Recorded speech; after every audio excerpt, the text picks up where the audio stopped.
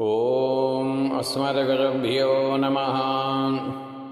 ಆಪದಾಮಪಹರ್ತಾರಂ ದಾತಾರಂ ಸರ್ವಸಂಪದಾಂ ಲೋಕಾಭಿರಾಮಂ ಶ್ರೀರಾಮಂ ಭೂಯೋ ಭೂಯೋ ನಮಾಮ್ಯಹಂ. ಮನೋಜವಂ ಮಾರುತತುಲ್ಯವೇಗಂ ಜಿತೇಂದ್ರಿಯಂ ಬುದ್ಧಿಮತಾಂ ವರಿಷ್ಠಂ ವಾತಾತ್ಮಜಂ ವಾನರಯೂಥಮುಖ್ಯಂ ಶ್ರೀರಾಮದೂತಂ ಶಿರಸಾ ನಮಾಮಿ. ಜೈ ಶ್ರೀಮನ್ನಾರಾಯಣ. ಶ್ರೀಮದ್ ರಾಮಾಯಣೆ ಸುಂದರಕಾಂಡೆ ಅಧ 32 ಸರ್ಗಃ. సీతాదేవి హనుమస్వామిని చూసి విస్మయమందుట.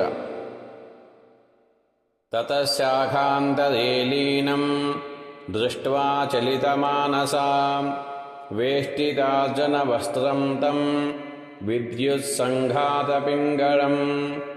తతశాఖాంతరే లీనం దృష్ట్వా చలితమానసా వేష్టితార్జునవస్త్రం తం విద్యుత్సంఘాతపింగళం. సా దదర్శ కపిం తత్ర ప్రసృతం ప్రియవాదినం ఉల్లాసోకోత్కరాభాసం తప్తచామీకరేక్షణం. మైథిలీ చింతయామాస విస్మయం పరమం గతా. అహో భీమమిదం రూపం వానరస్య దురాసదం దుర్నిరీక్ష్యమితి జ్ఞాత్వా పునరేవ ముమోహసా. విలలాపభృశం సీతా కరుణం భయమోహితా.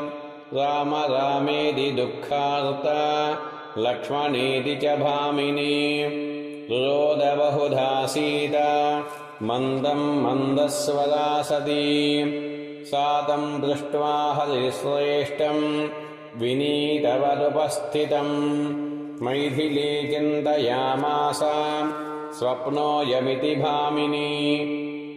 సా వీక్షమానా మృదుభగ్నవక్త్రం శాఖామృగేంద్రస్య యథోక్తకారం. దదర్శ పింగాధిపతేరమాత్యం వాతాత్మజం బుద్ధిమతాం వసిష్ఠం. సా తం సమీక్ష్యైవ భృశం విసంజ్ఞా గతాసు కల్పేవ బభూవ సీతా. చిరేణ సంజ్ఞాం ప్రతిలభ్య భూయో విచింతయామాస విశాలనేత్రా. స్వప్నే మయాయం వికృతోర్యదృష్టః శాఖామృగశాస్త్రగణైర్నిషిద్ధః. స్వస్యస్తు రామాయ సలక్ష్మణాయ తథా పితుర్మే జనకస్య రాజ్ఞః. స్వప్నోపి నాయం నహి మేస్తి నిద్రా శోకేన దుఃఖేన చ పీడితాయాః. సుఖం హి మే నాస్తి యతోస్మి హీనా తేనేందుపూర్ణప్రతిమాననేన. రామేతి రామేతి సదైవ బుద్ధ్యా విచింత్య వాచా బ్రువతీతమేవ. తస్యానురూపాం చ కథాం తమర్థం ఏవం ప్రవిశ్యామి తథా శృణోమి. అహం హి తస్యాద్య మనోభవేన సంపీడితా తద్గత సర్వభావాన్. విచింతయంతి సతతం తమేవ తథైవ పశ్యామి తథా శృణోమి. మనోరథః స్యాదితి చింతయామి తథాపి బుద్ధ్యా చ వితర్కయామి. కిం కారణం తస్య హి నాస్తి రూపం సువ్యక్తరూపశ్చ వదత్యయం మాం. నమోऽस्तु తే వాచస్పతయే వజ్రజృణే స్వయంభువే చైవ హుతాశనాయ చ. అనేన చోక్తం యదిదం మమాగ్రతో వనౌకసాదచ్చ తథాస్తు నాన్యథా.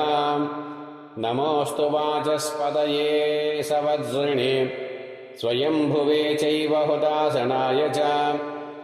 అనేన చోక్తం యదిదం మమాగ్రతో వనౌకసాదచ్చ తథాస్తు నాన్యథా. ఇతిహాసే శ్రీమద్ రామాయణే వాల్మీకి శ్రీమత్సుందరకాండే 32 सर्गः. ఆపదామపహర్తారం దాతారం సర్వసంపదాం లోకాభిరామం శ్రీరామం భూయో భూయో నమామ్యహం.